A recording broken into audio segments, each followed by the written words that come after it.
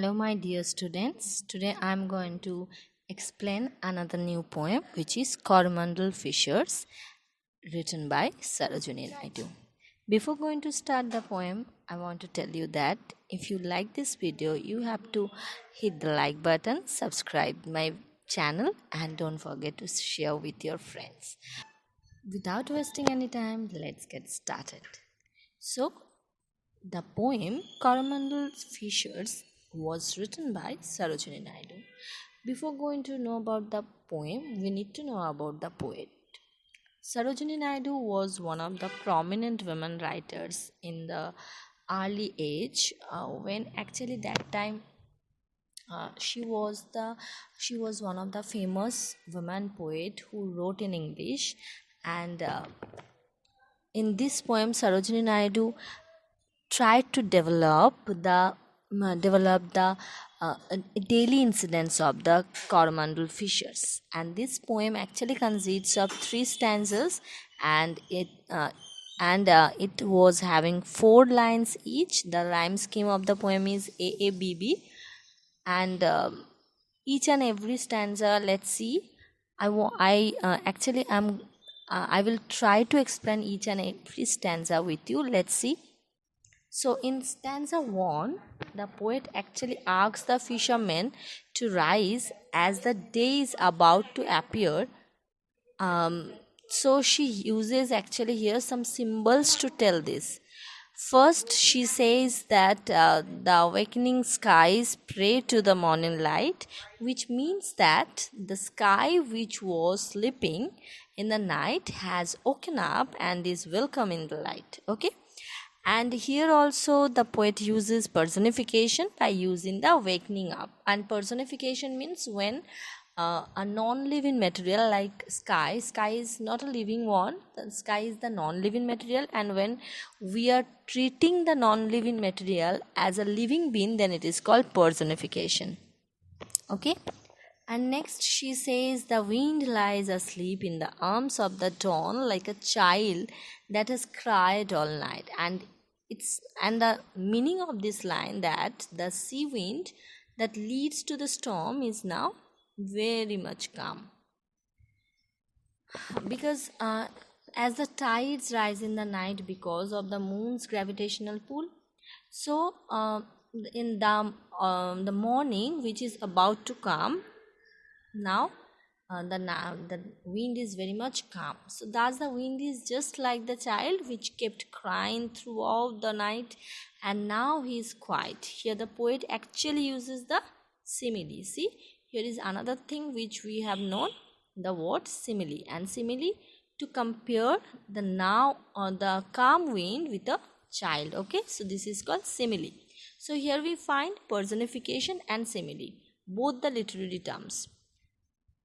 By uses these 2 symbolic examples, she declares actually that the morning is near. Okay.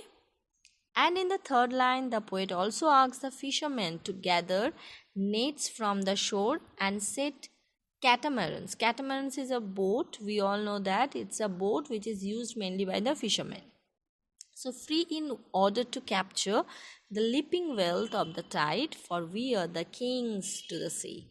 So according to the poet, the fishermen should collect their nets from the seashores and take the boats, because the tide is full of wealth. And here full of wealth means lots of things we can find in the sea, like the fishes, seagulls, many precious stones, etc. Okay. And the fishermen are like the kings of the wealth, so they just need to go to the sea to capture the wealth, and that is theirs, hence they should try. Okay, so this is all about stanza 1. Now let's see what is in stanza 2. Now let's see stanza 2. In stanza 2, actually the poet asks the fishermen to do everything very quickly. Okay, because the girl's call is a symbol also. And here again Sarojini Naidu used the girl's call is as a symbol. Okay, and it is actually used to depict that morning is very near. The poet calls sea as their mother, cloud as their brother, and sea waves as their comrades. Comrades means those who are with us, they are called comrades. And here again, the poetess uses the personification. And sea is considered the mother because it feeds them. The fishermen actually earn their livelihood from the seas, so that's why sea is considered as the mother. Similarly, clouds are their brothers because they guide the fishermen, while waves are companions because they keep moving with them. Okay, the poet thus wants to say that they all are family and help each other. So here the sea becomes the family for the fishermen. So she urges other not fear, because even they could not return back by the sunset, the sea god, which actually according to her it is the sea god, hold the sea storm by the hair, will save them. Okay, it means like the line hide in his breast all lives, it means sea god will save them. Okay, now stanza 3. In stanza 3, the poet says that the shade of the coconut glade, the scent of mango grove, and the sands at the moon with the sound of the voices they love are sweet and enjoyable, but these joys are temporary. This is not the permanent joy, this is the temporary joy, and rather they should go for the kiss of the spray. Okay, kiss of the spray means here the water drops falling on the face while in the sea, and the dance of the foam's glee. It is also the foam which forms by the up down movement of the sea tides, which according to the poet are the sweeter and very work struggling. And in the last line, she asks the fishermen to depart for the point in the sea where the sun meets the sky. And where the sun meets in the sky?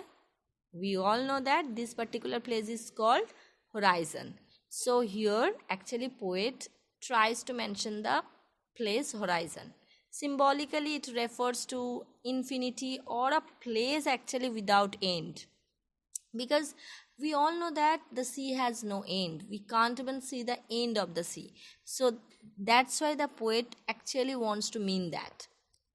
In this perspective, she asks the fishermen to dive into the divine sea, and it was a very simple poem actually, but there are lots of things which Sarojini Naidu tries to tell us. Actually, in all maximum of the poems, Sarojini Naidu tells the very simple thing which has a lot of important meaning.